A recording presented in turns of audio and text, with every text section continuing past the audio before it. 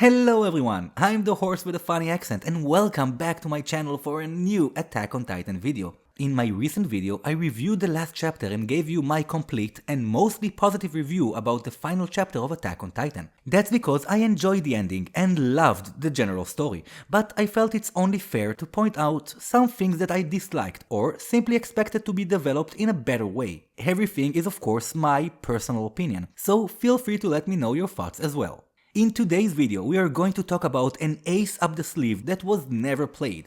A huge world-building element that was abandoned with no real reason. One major writing mistake that you should never do when writing a story. And also about a guy named Chekhov and his gun. Spoiler alert, it's not an actual gun and this guy is not Chekhov, but we will return to him shortly. This video will have some spoilers, so keep watching at your own risk. And now let's start our video with the biggest and longest character setup that had the potential to change the entire story. The ace that was never played. Annie Leonhardt. Annie Leonhardt has been on ice for the most part of our story, which made her perfect for holding some crucial information down the line and delivering another major twist to the story. The fact that Isayama kept her alive for so long also made us believe that Annie was destined to play a bigger part in the story, but it wasn't just because she got frozen so early. Annie Leonhardt has always been a mysterious character, through her mysterious past flashbacks to her mysterious crystallization abilities, but one of her most unique powers was her scream and the ability to summon pure titans. This ability is better known to us from Zeke, which comes from him having royal blood. Their ability might not be at the same level, but they were still suspiciously similar. Adding to that, we had the extra information about Annie that we got after she was awakened, which again made us expect her to contribute something much bigger to the story. Here's a little reminder. Annie was tested in the past and was found as having Eldian blood, suggesting that her mom had relations with an Eldian. Annie was then sent away and placed with a foster dad who was in a similar condition, the same man she calls father. So basically, we have a mysterious past, an unknown Eldian father, an unknown mother of an unknown race, and we don't even know where she came from. What I'm trying to say is that Annie's character was just begging for some additional development. It was so clear that it almost felt stupid to think we won't get it. Almost 2 years ago, I made a video explaining why Annie would 100% return to the story, which of course came true because it was obvious. Only in my video, I raised some interesting possible relations to Kruger and maybe even to another branch of Dina's family, just for example. To me, that could have explained her crystal abilities and most of all, the scream she shared with Zeke. But all that came crashing down at the last few chapters when Annie mentioned her Titan having the ability to obtain different powers if she eats body parts of other Titans. Back in that chapter, I was sure she is mentioning this now because we are going to see her use this ability. But when this didn't happen, I finally understood that the only reason she and Falco mentioned it was just to tie a loose end. A way for Isayama to provide a quick explanation to her previously unexplained powers from season 1. And well, that's not cool, but it also made me realize something else. So today, I am here to tell you that I am sure Annie's role in the story was changed at some point. And here is why. When Marley introduced the Titans, they mentioned their powers, leaving out the regenerative power of the cart and this Kirby power the female Titan has. The cart's unmentioned power later came into effect in the last battle. Maybe it was planned, or maybe Isayama didn't think of it yet back then. But still, her power had a place in the story, while Annie's power was kept in secret for no apparent reason. Why was it kept so late in the story, only to be told in such a nonchalant way to explain her powers from the first season? This is because her role in the story had to be changed at some point. There is no other explanation for that, at least not one that I can think of. And yes, we can also say that Isayama only came up with that explanation later, but that only proves that he had some different idea for her to begin with. At some point he probably decided to give up on this idea, and that was probably after the Titan presentation on Marley. So to not keep her powers a mystery, he simply explained them in a few lines of text. For me, that was very disappointing. I love Annie and I expected more from her character, especially after being away for so long. And yes, she did help in the end, but she didn't bring any special thing that only she could bring. She was just there, helping, no doubt, but at least Isayama could have given her powers something useful to the end. Sadly, that never happened. Moving on to the incredible world-building element that was expected to be huge to the story, but instead it was pushed aside by other events. The Iceburst Stone. The Iceburst Stone was first mentioned in Attack on Titan Before the Fall, a story taking place 70 years before the events of Attack on Titan. I covered it in one of my first videos, and when it was suddenly mentioned in Attack on Titan, I knew it must be a big deal.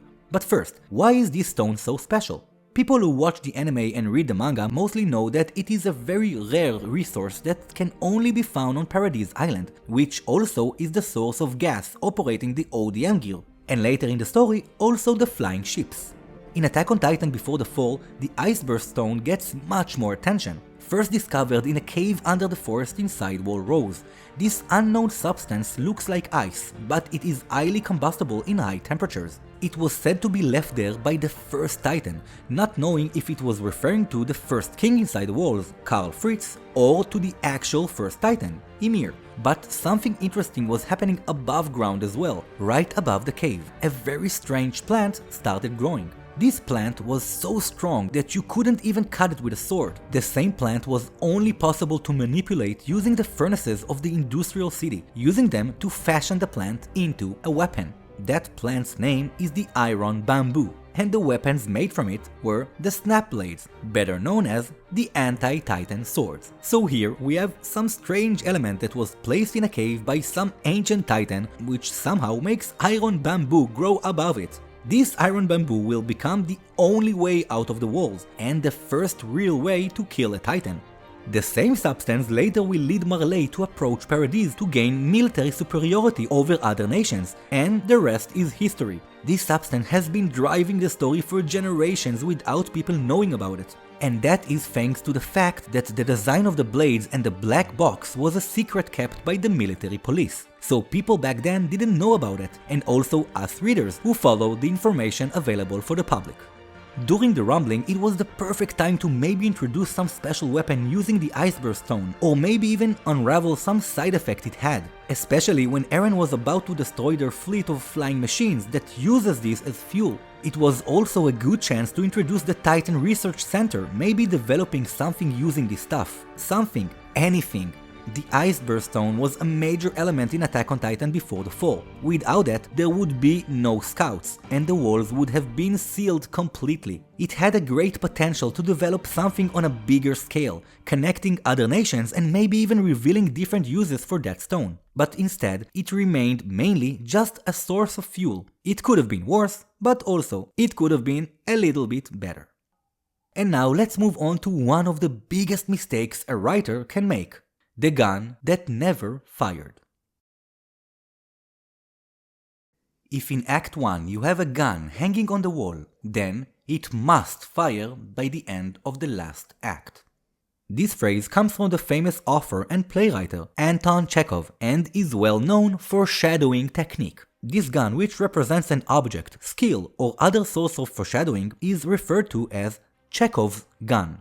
In simple words, it means that if you place or mention something in a scene, that detail should come into effect later in the story. If not, then it has no reason to be presented to the audience, besides confusing them, making it a cheap tool of deception. This made writers since then to not make false promises in their narrative or add insignificant elements to their story just to confuse the reader. False foreshadowing is only used to create confusion and not to contribute to the story, and because of that it is considered an unwanted element that writers should avoid. If a writer does go in that direction, he might surprise the reader, but it can also make him feel cheated just as easily. Unfortunately, Attack on Titan had one of those moments, and sadly, it was a major one.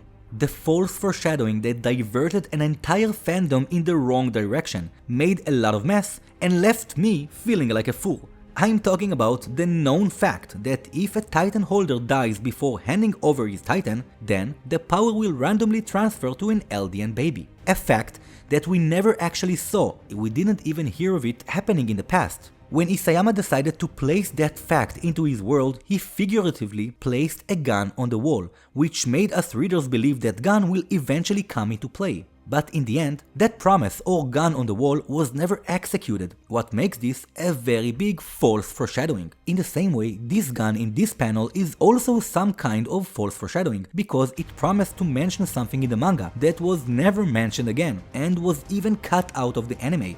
The random power transfer made us connect it to Historia's baby, making us believe her baby might receive this power at some point. It also made people develop theories revolving around the possibility of other people getting it. For example, Zeke's Titan power went away without anyone getting it. By doing that, it indeed made us look in different directions, but it also made some people feel cheated, and I am one of them. I was hoping Isayama will fix this in the extra panel, showing an Eldian that somehow got that power somewhere or even in a different period. Even though it wouldn't make much sense because the power of the Titans should be gone by now, but I still hope for something.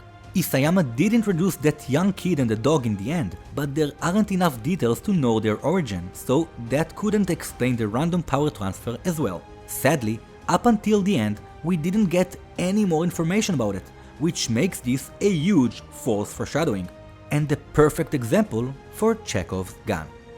And those were the biggest issues I currently have with the overall story now that it is finished. And remember, my overall experience was beyond good, but I think we can offer criticism if it is needed. It doesn't make me love the story any less. At the end of the day, Isayama created a masterpiece that will live on for generations. No masterpiece is perfect, and writers can sometimes make mistakes. It can also be related to the publishing company and not to Isayama himself. But either way, that's still fine because this will never break the greatness of Attack on Titan. As usual, if you think differently or if you feel the same, let me know in the comments. I love hearing your thoughts. If you are new here, don't forget to subscribe and to give this video a little like if you want to see more videos like it. Come say hi to me on your favorite social media platform, and also don't forget to leave me a comment. Thank you so much for joining me today, my Titan loving friends, and I will see you all real soon. And until then, don't forget to dedicate your hearts for humanity inside and outside the walls.